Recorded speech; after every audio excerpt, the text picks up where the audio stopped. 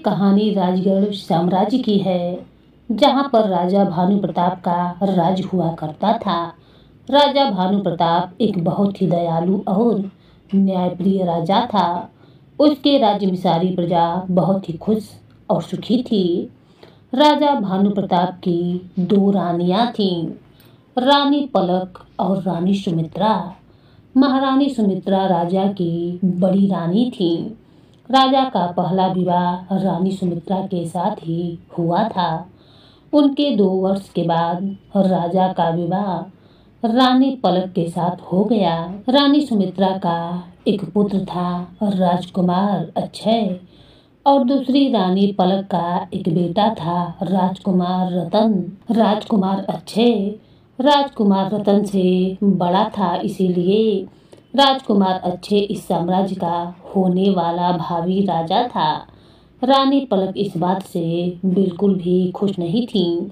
वह हमेशा से ही रानी सुमित्रा से बहुत ही ज़्यादा नफरत करती थी, जिसका कारण यह था कि रानी सुमित्रा विवाह से पहले एक छोटे से राज्य की राजकुमारी थी, जबकि रानी पलक विवाह से पहले एक बहुत ही बड़े राज्य की राजकुमारी थी।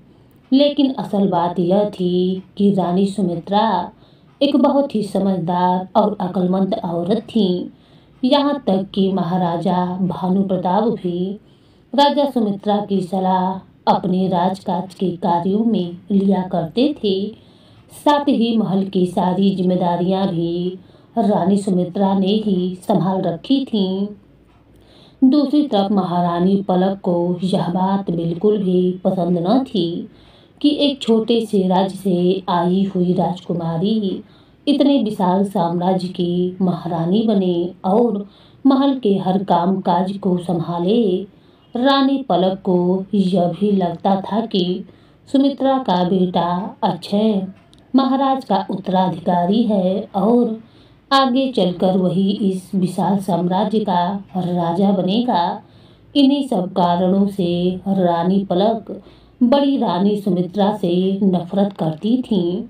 रानी पलक हमेशा ही कुछ ना कुछ कारणों से सुमित्रा पर झूठे आरोप लगाती रहती थी। इन सब स्थितियों के बावजूद भी राजा भानु प्रताप अपनी दोनों रानियों को बराबर सम्मान देते थे। वे दोनों रानियों से एक जैसा बर्ताव करते थे।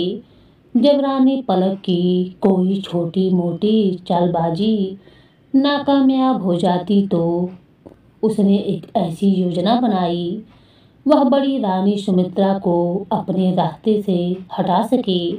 अपनी योजना को पूरा करने के लिए रानी पलक ने एक बहुरूपिये को महल में बुलवाया और एक एकांत कमरे में ले जाकर उसे अपना षड्यंत्र समझाने लगी, जिसके अनुसार उस बहुरूपिये को एक नकली साधु का भेष बनाकर महाराज भानु प्रताप के सामने जाना था और राजा भानु प्रताप के सामने रानी सुमित्रा और उनके बेटे के बारे में एक झूठी भविष्यवाणी करनी थी। रानी पलक ने उस बहुरूपिये को महाराज भानु प्रताप की सारी खास बातें बता दी ताकि वह उन सभी बातों को राजा के सामने बताकर उन्हें प्रभावित कर सके और राजा को उस बहुरूपिये पर विश्वास हो जाए। अगले ही दिन वह बहुरूपिया एक साधु का भेष बनाकर राजा के दरबार में जा पहुंचा और जितनी भी बातें रानी पलक ने उस साधु को महाराज के बारे में बताई थीं, वह सभी बातें नकली साधु ने महाराज के सामने बता दी। वह सभी बातें सुनकर राजा बहुत ही हैरान हुए और वह साधु से बहुत ही प्रभावित हुए। वह सोचने लगे, यह साधु तो सचमुच एक पहुंचा हुआ साधु है, यह तो कोई अंतर्यामी मालूम पड़ता है। इसीलिए राजा उस नकली साधु की सारी बातों पर विश्वास करने लगे और फिर साधु कहने लगा, महाराज, अब जो मैं बात आपको बताने जा रहा हूँ शायद वह आपको बहुत ही ज़्यादा अजीब लगे और यह भी हो सकता है कि वह बात आपको बिल्कुल भी पसंद ना आए। यह सुनकर राजा भानु प्रताप कहने लगे, नहीं साधु महाराज, जो भी बात हो आप हमें बिना किसी संकोच के कहिए। राजा के द्वारा भरोसा दिए जाने पर नकली साधु कहने लगा, महाराज, आपके बड़े पुत्र राजकुमार अच्छे भविष्य में एक अच्छे राजा साबित नहीं होंगे। वह आपका भी अच्छे से ख्याल नहीं रखेंगे। यह कहते कहते साधु चुप हो गया। राजा ने पूछा, आप रुक क्यों गए? साधु महाराज, आगे कहिए, आप कहना क्या चाहते हैं? तब साधु कहने लगा, महाराज, राजकुमार अच्छे बड़े होने के बाद आपको जान से मार डालेंगे। यह बात सुनकर राजा को इस बात पर बिल्कुल भी विश्वास न हुआ। महाराज की नज़रों में राजकुमार अच्छे एक बहुत ही नेक दिल राजकुमार थे और वह हमेशा अपने पिता का बहुत ही ज़्यादा सम्मान भी करते थे। तब राजा कहने लगा, साधु महाराज, आपने जो बात कही है क्या वह 100% सही है? कहीं ऐसा तो नहीं कि आपसे कोई भूल हो रही हो? बहुरूपिया कहने लगा, नहीं महाराज, मुझसे कोई भूल नहीं हो रही है। इसके बाद साधु ने कहा, महाराज, मेरी सलाह तो यही है कि आप अगर अपना जीवन बचाना चाहते हैं तो आपको राजकुमार अच्छे को इस महल से बाहर निकाल देना चाहिए। अपनी जान बचाने का आपके पास केवल यही एक रास्ता है। यह सब कहने के बाद नकली साधु वहां से चला गया। यह सारी बातें सुनने के बाद महाराज बहुत ही दुखी हुए। भविष्य में उनका चहीता बेटा उनके प्राण ले लेगा। उस रात राजा को बिल्कुल भी नींद नहीं आई। वह सारी रात बिस्तर पर करवट ही बदलते रहे और उसी रात राजा ने यह फैसला ले लिया कि वह राजकुमार अच्छे को अपने राज्य से बाहर निकलवा देंगे। अगले ही दिन महाराज भानु प्रताप ने राजकुमार अच्छे को अपने राज्य से बाहर निकलने का आदेश दे दिया। जिस समय यह घटना घटित हुई उस समय राजकुमार बहुत ही छोटे थे। जब रानी सुमित्रा को इस आदेश का पता चला तो मानो उस पर दुखों का पहाड़ टूट पड़ा। रोती बिलखती हुई वह महाराज के पास आई और उनसे ऐसा ना करने की विनती करने लगी, परंतु राजा भानु प्रताप पर इसका कोई असर न हुआ। रानी सुमित्रा ने उन्हें मनाने की बहुत ही कोशिश की, परंतु जब उन्होंने देखा कि राजा अपने फैसले पर अटल है तो वह कहने लगी, ठीक है महाराज, अगर आप मेरे पुत्र को इस महल से निकलवाना ही चाहते हैं तो मेरा भी फैसला सुन लीजिए। मैं अपने पुत्र को कहीं पर भी अकेला नहीं जाने दूंगी, इसीलिए मैं भी अपने पुत्र के साथ ही इस राज्य को छोड़ दूंगी। बड़ी रानी सुमित्रा के ऐसा कहने पर भी राजा भानु प्रताप अपने फैसले से टस से मस न हुआ। इसके बाद रानी सुमित्रा अपने पुत्र अक्षय को लेकर महल से और फिर उस राज्य से भी दूर चली गईं। कुछ ही दिनों के सफर के बाद दोनों माँ बेटे एक दूसरे राज्य सोनपुर में जा पहुँचे और वहीं पर रहने लगे। रानी सुमित्रा एक बहुत ही समझदार औरत थी।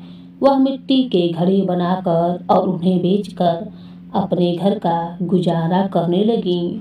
अब वे दोनों एक साधारण सा जीवन बिता रहे थे। राजकुमार अच्छे भी अपनी माँ की सहायता किया करता था। इस तरह से रानी सुमित्रा और राजकुमार अक्षय का जीवन रातों रात पूरी तरीके से बदल गया। वे दोनों एक महल से एक झोपड़ी में पहुंच गए थे। समय अपनी गति से बीता और राजकुमार अक्षय बड़ा हो चुका था। वही दूसरी तरफ राजगढ़ में राजकुमार रतन भी बड़ा हो चुका था। वह बहुत ही ज़्यादा घमंडी और नकारा किस्म का राजकुमार था। वह कभी भी अपने पिता से तमीज से बात नहीं करता था। उसका व्यवहार एक अच्छे राजकुमार जैसा न था। राजा भानु प्रताप हर समय रतन को समझाने का प्रयास करते थे कि तुम इस विशाल साम्राज्य के राजकुमार हो और कल को तुम्हें ही इस साम्राज्य का राजा बनना है, इसीलिए तुम्हें हर कला में निपुण होना चाहिए। तुम्हें विद्या अध्ययन के साथ साथ युद्ध का भी अभ्यास करना चाहिए ताकि तुम अपनी प्रजा की रक्षा कर सको। परंतु असल बात तो यह थी कि राजकुमार रतन एक बहुत ही आलसी व्यक्ति था। उसे ना तो विद्या ग्रहण करना अच्छा लगता था और ना ही युद्ध कला का अभ्यास करना। वह सारा दिन केवल अपनी मनमानी करता था, दूसरों का मजाक उड़ाता और हर किसी को नीचा दिखाने की कोशिश करता। जब भी राजा भानु प्रताप रतन को कोई बात समझाता तो वो उल्टा उन्हें ही जवाब दे देता। इन सभी परिस्थितियों को देखकर जब महाराज भानु प्रताप को लगने लगा कि राजकुमार रतन इस विशाल साम्राज्य का राजा बनने के योग्य नहीं है और ना ही उसमें वे सारे गुण हैं जो एक राजा में होने चाहिए, तब राजा ने यह फैसला किया कि वह किसी भी हालत में रतन को इस विशाल साम्राज्य का राजा बनने नहीं देंगे, क्योंकि अगर रतन भविष्य में राजा बनेगा तो वह प्रजा का बिल्कुल भी ख्याल नहीं रखेगा। जब राजकुमार रतन को इस बारे में पता चला कि उसके पिता उसे भविष्य का राजा नहीं बनाना चाहते हैं तो उसने सेनापति के साथ मिलकर एक षड्यंत्र रचा और महाराज भानु प्रताप के कुछ खास मंत्रियों को खाने में विष देकर उन्हें मरवा दिया। उसके बाद सेनापति और राजकुमार ने मिलकर भानु प्रताप से उसकी राजगद्दी छीन ली। उनका मुकुट और आभूषण भी ले लिया गया, यहाँ तक कि उनके राजसी वस्त्र उतार कर उन्हें साधारण वस्त्र पहना दिए गए और फिर महल से धक्का देकर बाहर निकाल दिया गया। छोटी रानी पलक यह सब कुछ देखती रही और उसने इसका कोई भी विरोध नहीं किया। इन सभी घटनाओं का राजा पर बहुत ही गहरा प्रभाव पड़ा। वह कई दिनों तक नगर नगर गांव-गांव भटकते रहे। भटकते भटकते वह एक दिन सोनपुर नगर में जा पहुँचे, जहाँ रानी सुमित्रा और उसका बेटा राजकुमार अक्षय रहते थे। उस दिन राजकुमार अक्षय घर के लिए कुछ सामान खरीदने के लिए नगर के बाजार में जा रहा था, तो उसने देखा कि उसके पिता महाराज भानु प्रताप एक पेड़ के नीचे बड़ी ही उदास मुद्रा में बैठे हुए थे। उसके पिता की हालत बहुत ही खराब थी। अपने पिता की ऐसी दुर्दशा को देखकर राजकुमार अक्षय को बहुत ही बुरा लगा। वह अपने पिता के पास गया और कहने लगा, पिताजी, महाराज आप सोनपुर नगर में क्या कर रहे हैं? आपकी ऐसी हालत किसने की? महाराज भानु प्रताप अपने पुत्र को पहचान ना सके और कहने लगे, बेटा तुम कौन हो? तब अक्षय ने बताया कि मैं आपका बेटा अक्षय हूँ। महाराज ने जब अपने पुत्र को देखा तो उनकी आंखें भर गईं और उन्होंने अपने बेटे को गले से लगा लिया। राजकुमार अक्षय कहने लगा, पिताजी, महाराज आपकी हालत बिल्कुल भी ठीक नहीं है, आप मेरे साथ चलिए। उसके बाद राजकुमार अक्षय भानु प्रताप को अपनी झोपड़ी में ले आया। घर पहुंचते ही जब रानी सुमित्रा ने महाराज की ऐसी हालत देखी तो उसे बड़ा ही धक्का लगा। उसने अपने पति के चरण छुए। उसके बाद रानी सुमित्रा और राजकुमार अक्षय ने उनकी ऐसी हालत का कारण पूछा। तब महाराज भानु प्रताप ने उन्हें सारी बात बता दी कि आज तक राजकुमार रतन ने उनके साथ कैसा बर्ताव किया और अब राजगद्दी हड़पने के लालच में उसने महाराज के सभी मंत्रियों को मरवा दिया और सेनापति के साथ मिलकर मुझे महल से बाहर निकलवा दिया। सारी बातें जानने के बाद राजकुमार अक्षय कहने लगा, पिताजी आप बिल्कुल भी चिंता न करें। मुझे लगता है कि राजकुमार रतन किसी के बहकावे में आ गया है, इसीलिए उसने जल्दबाजी में ऐसा किया है।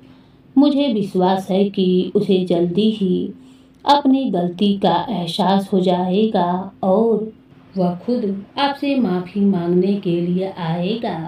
अपने बेटे की बात को सुनकर महाराज मन ही मन सोचने लगे कि अक्षय के मन में अपने भाई के लिए बिल्कुल भी ईर्ष्या या द्वेष नहीं है। इसके बाद उन सभी ने मिलकर भोजन किया और फिर वे लोग सो गए। उस दिन के बाद से महाराज रानी सुमित्रा और अपने बेटे अक्षय के साथ रहने लगे। वे दोनों महाराज भानु प्रताप का बहुत ही ज़्यादा ख्याल रखते थे। तीनों पहर जब राजा भोजन कर लेते, उसके बाद ही राजकुमार भोजन करता था। राजकुमार अक्षय अपने पिता की बहुत ही सेवा करता था। अब महाराज को राजकुमार अक्षय और सुमित्रा के साथ रहते हुए कई महीने बीत चुके थे। एक दिन जब राजा भानु प्रताप अकेले में बैठे हुए थे तो सोचने लगे कि मैंने तो राजकुमार अक्षय को महल से निकलवा दिया और उसका जीवन पूरी तरीके से बर्बाद कर दिया। मेरी वजह से ही रानी सुमित्रा और बेटे अक्षय को यहाँ इतनी दूर एक अनजान जगह में अकेले जीवन बिताना पड़ रहा है और मेरे ही कारण उन्हें रातों रात महल से एक झोपड़ी में आना पड़ा। इतना सब कुछ हो जाने के बाद भी मेरा बेटा अक्षय मुझे कितना सम्मान दे रहा है और मेरी इतनी सेवा कर रहा है। वही दूसरी तरफ राजकुमार रतन, जिसे मैंने हमेशा से ही सब कुछ दिया, उसकी सभी इच्छाएं पूरी की और उसने राज्य हड़पने के लालच में मुझे महल से धक्के देकर बाहर निकाल दिया। अब महाराज भानु प्रताप के मन में बहुत ही पछतावा हो रहा था। उसे लगने लगा था कि उसने अपने जीवन में यही सबसे बड़ी भूल कर दी कि उसने उस साधु की बात पर भरोसा किया। परंतु अब बात हाथ से निकल चुकी थी। अब भानु प्रताप को अपनी पत्नी सुमित्रा और राजकुमार अक्षय के साथ रहते हुए सोनपुर राज्य में लगभग 1 वर्ष बीत चुका था।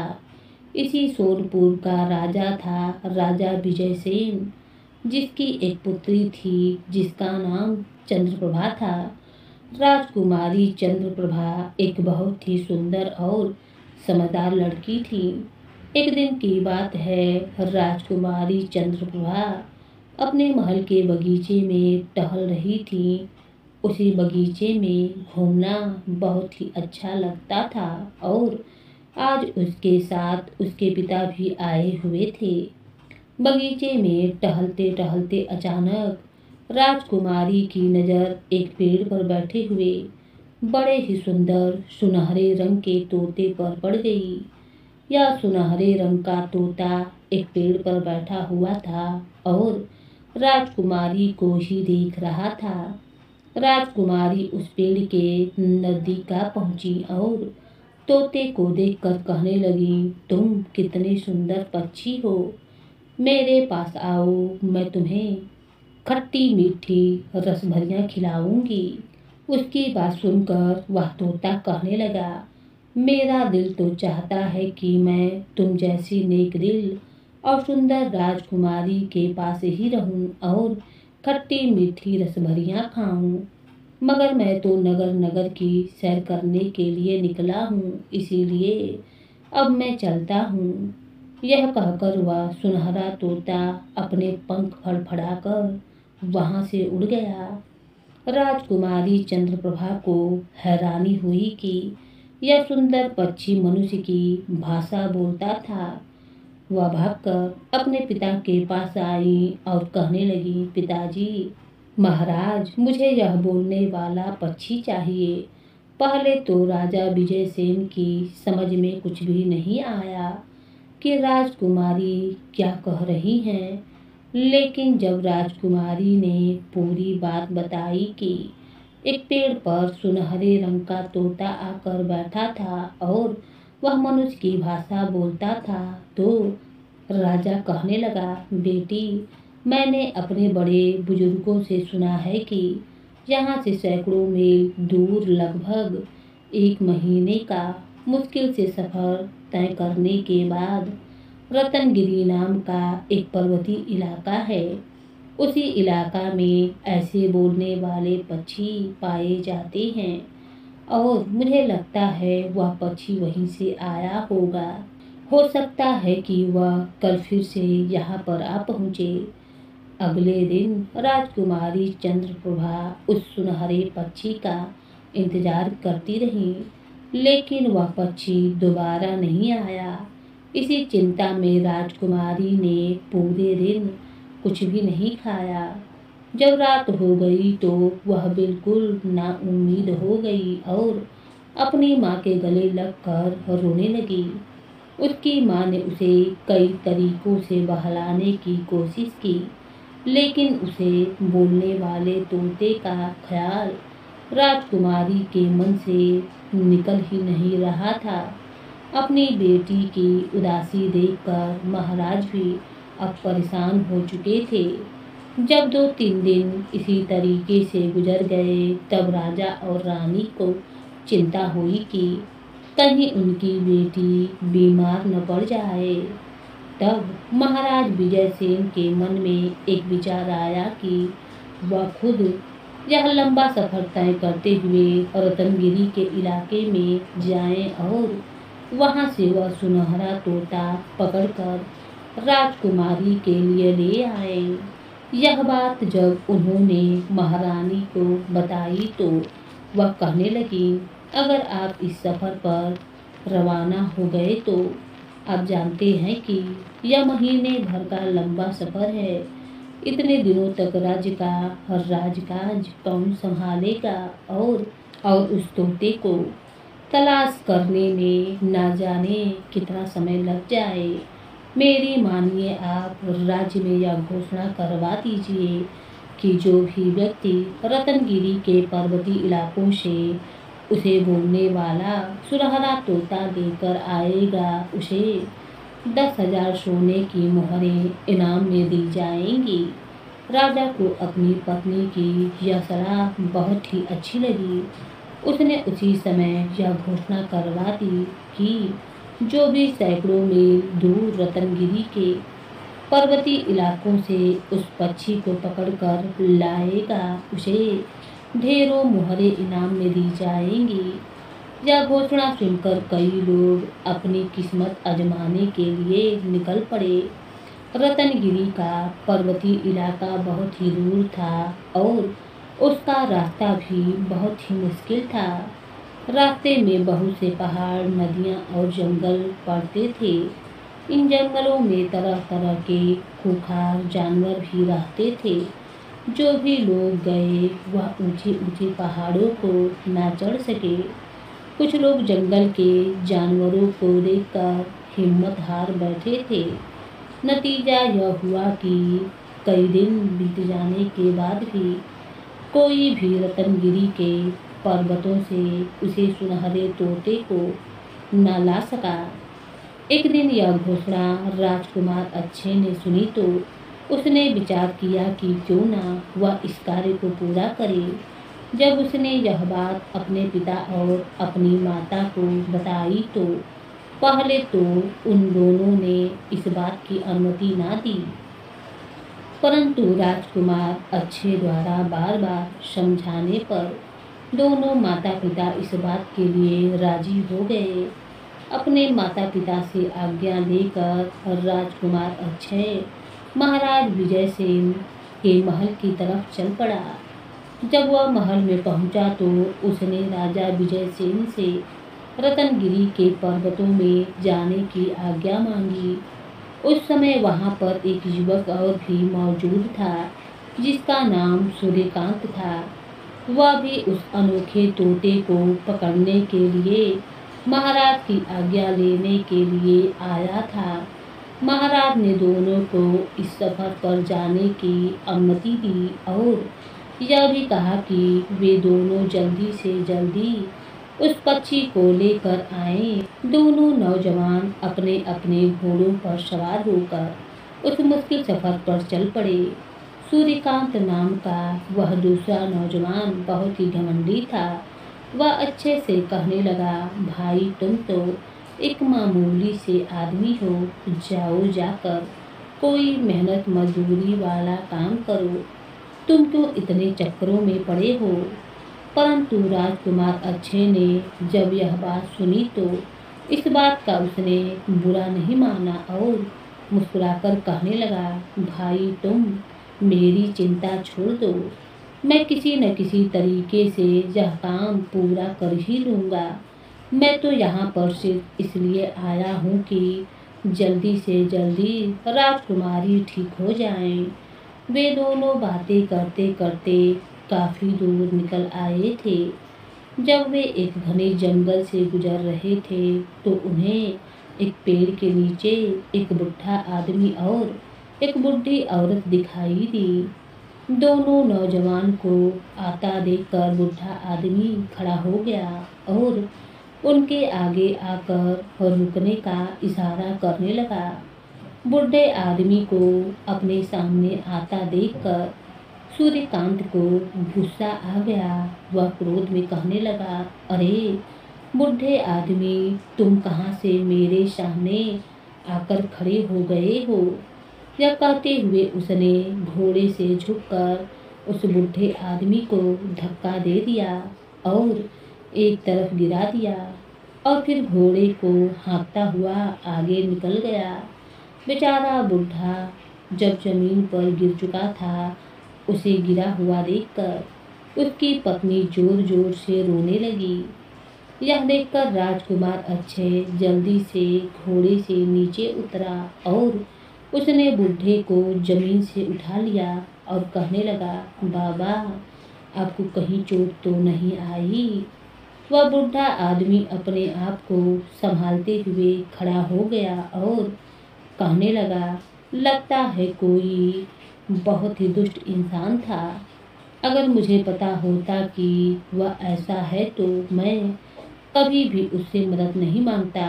राजकुमार अक्षय ने कहा, उसे छोड़िए बाबा, मुझे बताइए कि आपको क्या सहायता चाहिए।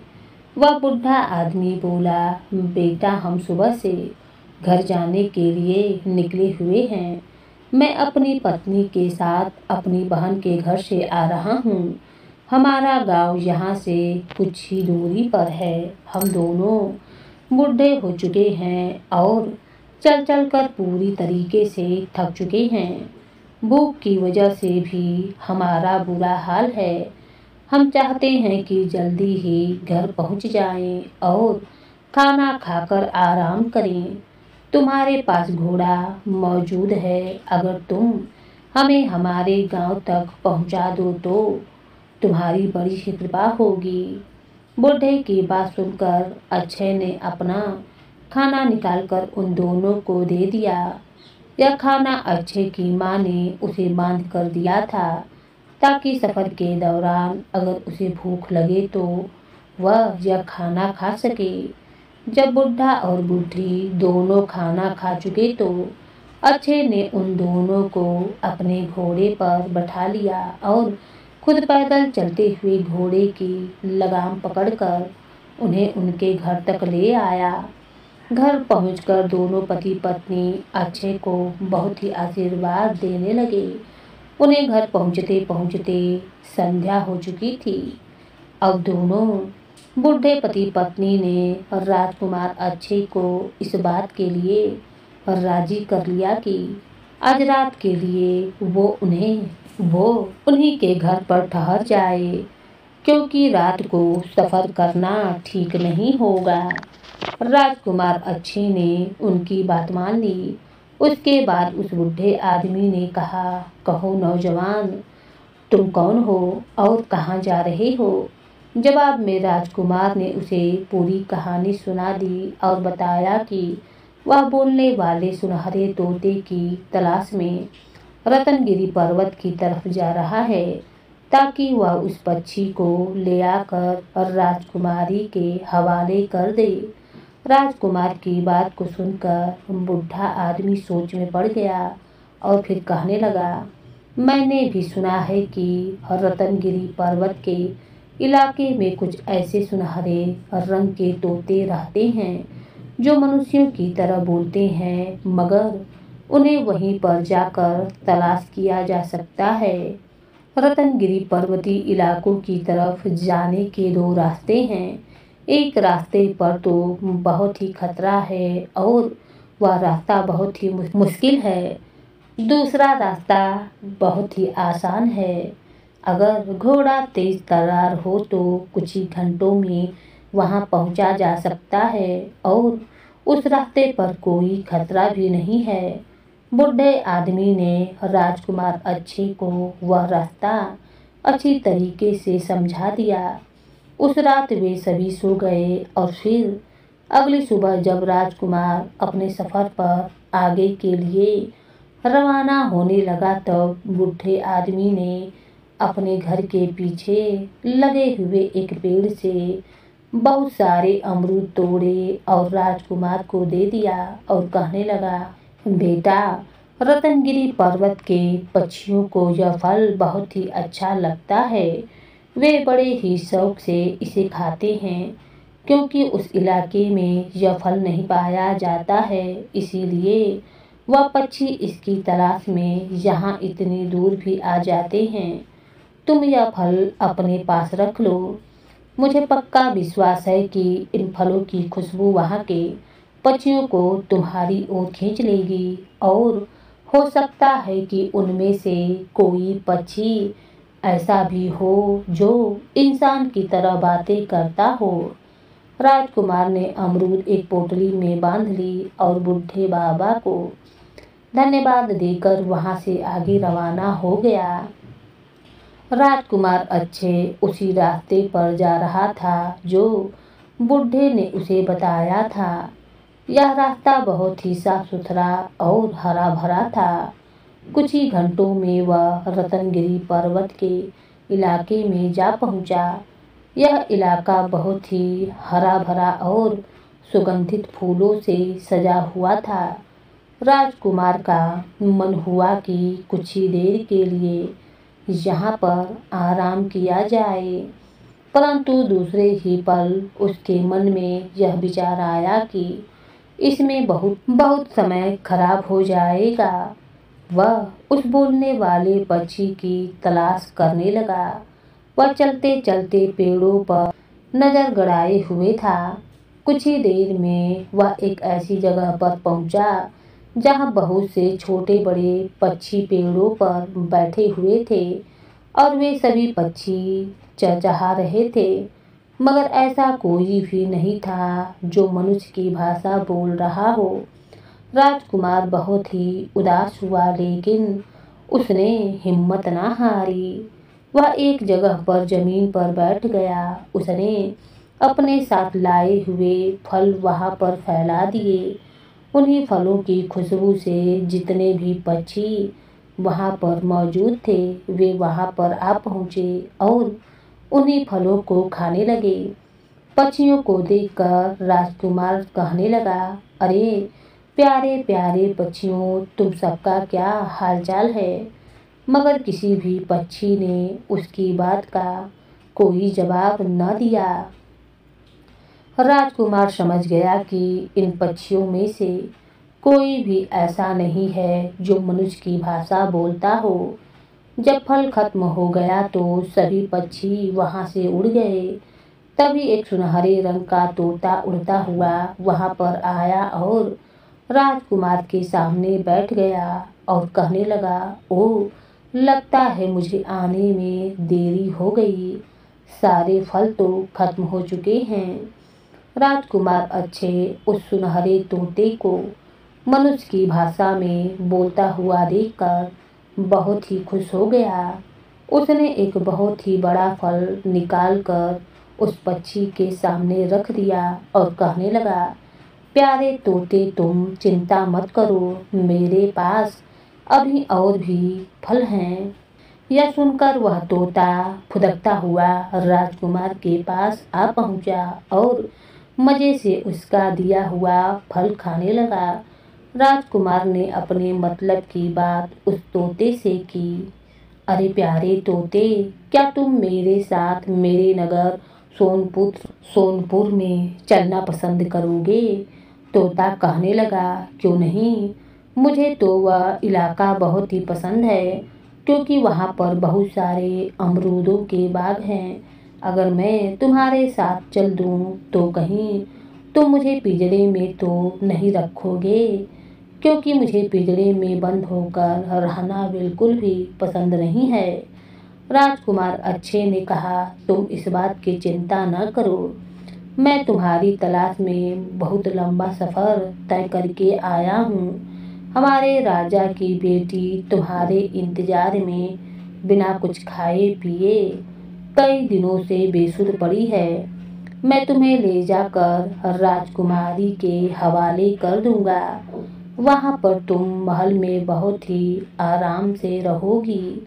मैं उससे यह भी कह दूंगा कि वह तुम्हें पिंजरे में बंद ना करे। तोता कहने लगा, हाँ, कुछ दिनों पहले मैं राजकुमारी से मिल चुका हूँ। जब मैं नगर नगर घूमने के लिए निकला था तब सोनपुर महल के बाग में मेरी मुलाकात राजकुमारी से हुई थी। वह एक बहुत ही नेक दिल और अच्छी राजकुमारी हैं। मैं बहुत ही खुश हूँ, उनके साथ रहने को तैयार भी हूँ। यह सुनकर राजकुमार बहुत ही खुश हुआ। वह तोता उड़ा और उड़कर राजकुमार के कंधे पर बैठ गया। अब राजकुमार का उद्देश्य पूरा हो चुका था, इसीलिए उसने वापसी का सफर शुरू किया। वह तोता काफी ऊंचाई पर राजकुमार के घोड़े के साथ साथ उड़ रहा था। लंबा सफर तय करने के बाद जब राजकुमार सोनपुर राज्य की सीमा में दाखिल हुआ, तभी उसे वह नौजवान सूर्यकांत आता हुआ दिखाई दिया। उसकी हालत काफी खराब दिखाई दे रही थी। राजकुमार समझ गया कि यह रत्नगिरी पर्वत जाने के लिए दूसरे मुश्किल और खतरनाक रास्ते वाले से निकला होगा, जिसके बारे में बुढ़े ने उसे बताया था। सूर्यकांत ने राजकुमार को देख लिया और उसके पास आया। दोनों एक दूसरे से गले मिले। राजकुमार के पूछने पर सूर्यकांत ने बताया कि मुझसे बड़ी ही गलती हुई जो इनाम के लालच में इस सफर पर निकल पड़ा। रत्नगिरी पर्वत का रास्ता बहुत ही मुश्किल है। मैं तो बड़ी ही मुश्किल से अपनी जान बचाकर भागा हूँ। इसके बाद राजकुमार ने भी उसे अपनी कहानी सुना दी और बताया कि उसने किस तरह से उन बूढ़े पति पत्नी को अपने घोड़े पर बैठाकर उनके घर तक पहुंचाया और बूढ़े ने खुश होकर उनकी मदद की, जिसकी वजह से वे बोलने वाला सुनहरा तोता हासिल करने में कामयाब हो गया। सूर्यकांत कहने लगा, ओ तोता, तो तुम्हारे पास कहीं दिखाई नहीं दे रहा है। तब राजकुमार ने आसमान की तरफ इशारा करते हुए कहा कि वह देखो। सूर्यकांत ने देखा कि एक बहुत ही सुंदर सुनहरे रंग का तोता उनके ऊपर मंडरा रहा था। उन दोनों को बातें करता हुआ देखकर वह तोता चिल्लाकर कहने लगा, अरे भाई, जल्दी करो, कहीं ऐसा ना हो कि रात हो जाए। यह सुनकर राजकुमार अच्छे ने सूर्यकांत से अनुमति ली और अपने घोड़े को आगे बढ़ने का इशारा किया। सूर्यकांत ने जब उसे जाता हुआ देखा तो मन ही मन सोचने लगा कि अगर मैंने उस बूढ़े पति पत्नी के साथ बुरा बर्ताव न किया होता तो मुझे भी आज बोलने वाला पक्षी मिल चुका होता। मैंने अपने बुरे बर्ताव और अपने घमंड की वजह से अपना ही नुकसान करवा लिया। मेरे घमंड की सजा आज मुझे मिल गई। यह सब सोचते हुए वह अपने रास्ते पर चल दिया। राजकुमार अक्षय जब महल में पहुंचा तो सुनहरे तोते को देखकर राजा बहुत ही खुश हुआ। राजकुमारी ने भी जब उस सुनहरे तोते को देखा तो वह भी बड़ी ही प्रसन्न हुई। वह सुनहरा तोता राजकुमारी को सौंपते हुए राजकुमार अक्षय कहने लगा, राजकुमारी, मुझे उम्मीद है कि आप बिल्कुल स्वस्थ हो जाएंगी। यह पक्षी आपके साथ रहने के लिए बड़ी ही खुशी से तैयार है, परंतु आपको मुझे एक वचन देना होगा। राजकुमारी ने कहा, कहो, मैं तुम्हें क्या वचन दूं? तुमने मेरी इच्छा पूरी की है, इसके बदले में तुम मुझसे जो चाहो मांग लो। राजकुमार अक्षय ने कहा, राजकुमारी जी, आप मुझे वचन दीजिए कि आप इस पक्षी को कभी भी पिंजरे के अंदर ना रखेंगी। कुछ सोचकर राजकुमारी ने कहा, ठीक है नौजवान, मेरा यह वादा है कि मैं इस पक्षी को कभी भी पिंजरे के अंदर बंद नहीं करूंगी। यह हमेशा खुली हवाओं में ही उड़ता रहेगा। राजकुमारी को खुश देखकर विजयसेन और रानी ने भी खुशी की सांस ली और राजा ने अक्षय की हिम्मत और बहादुरी की बहुत ही तारीफ की। अब क्योंकि रात हो चुकी थी, इसीलिए राजा विजयसेन ने अक्षय को उसके घर नहीं जाने दिया और महल के ही अतिथि गृह में उसको रुकवा दिया। रात के समय जब विजयसेन अपनी पत्नी से बातें कर रहा था तो रानी कहने लगी, महाराज, यह युवक इतना बहादुर और बुद्धिमान है। मुझे तो लगता है कि यह कोई साधारण युवक नहीं है। अवश्य ही यह किसी ऊंचे खानदान से संबंध रखता है। मेरी बात मानिए, आप इससे एक बार इसकी सच्चाई मालूम कीजिए कि यह कौन है और कहाँ रहता है। मुझे तो यह हमारी राजकुमारी के लिए एक योग्य वर लगता है। रानी के कहने पर अगली सुबह महाराज ने राजकुमार को अपने पास बुलाया और उससे पूछने लगा, नौजवान, सच सच बताओ कि तुम कौन हो और किस खानदान से तुम्हारा संबंध है। राजा की यह बात सुनकर अक्षय ने महाराज विजयसेन को सारी बात बिल्कुल सही सही बता दी कि वह असल में राजगढ़ साम्राज्य का राजकुमार है और किस तरह से उसके पिता ने उसे महल से निकाल दिया था और उसके बाद उसके भाई ने भी पिता के साथ धोखा करते हुए उन्हें महल से निकाल दिया।